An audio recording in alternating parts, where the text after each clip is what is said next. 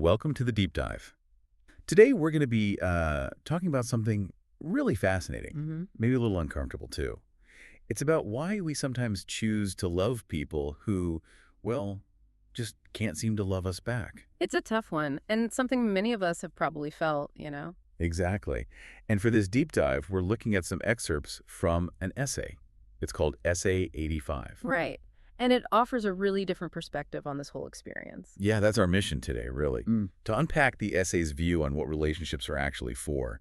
It suggests unrequited love isn't just pain. No, not just rejection. It sees it as, believe it or not, quite important for our own growth. For finding self-love, it seems. Precisely. The argument isn't about getting someone else to validate us. It's more about what these experiences reveal inside us, about healing. Okay, let's get into that.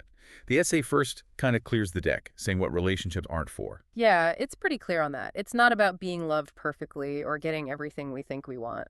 Or being completed by someone else.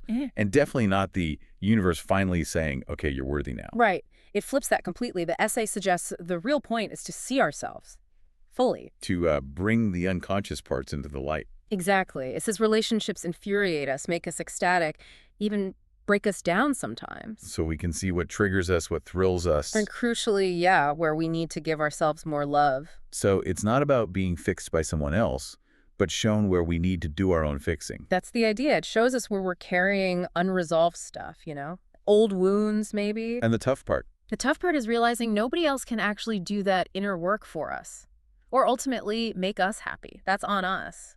Okay, that leads us to the essay's really challenging point. The core of it, maybe. Why would we choose this? Loving someone who can't love us back? It just sounds like setting ourselves up for hurt. It does. But the essay gives this powerful, maybe even confronting answer that we choose these people, maybe not consciously, right? But we choose them to teach ourselves that we are actually worthy of being loved back. Wow, hold on. To teach ourselves we're worthy. So it's not because we aren't worthy. No, quite the opposite, according to this perspective.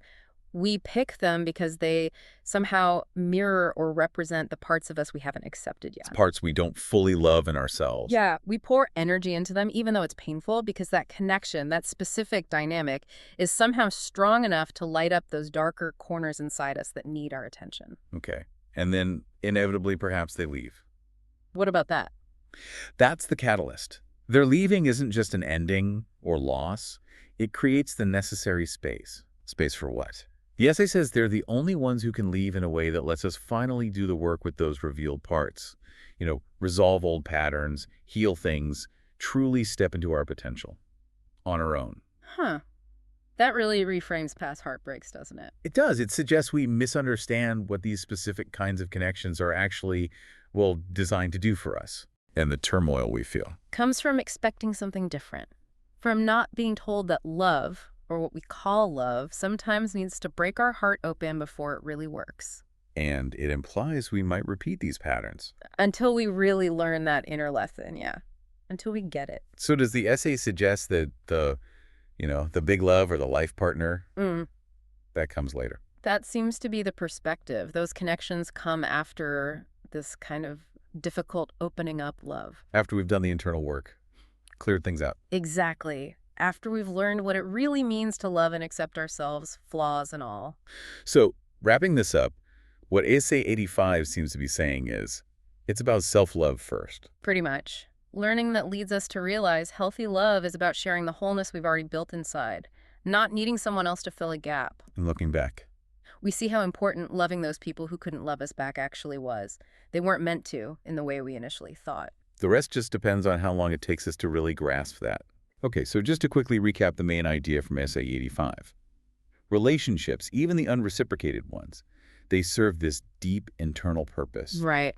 Showing us ourselves, where we're broken, what needs healing. And hammering home that the healing has to come from within us. And specifically, that we choose people who can't love us back, not because we're unworthy, but to teach ourselves that we are worthy.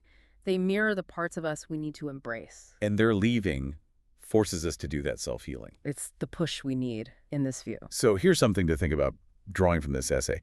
If the whole point of loving someone who couldn't love you back was really for you, for your growth, your healing, How's that change the way you look back on those experiences? Yeah, and what does that mean for how you approach connection now? Definitely food for thought.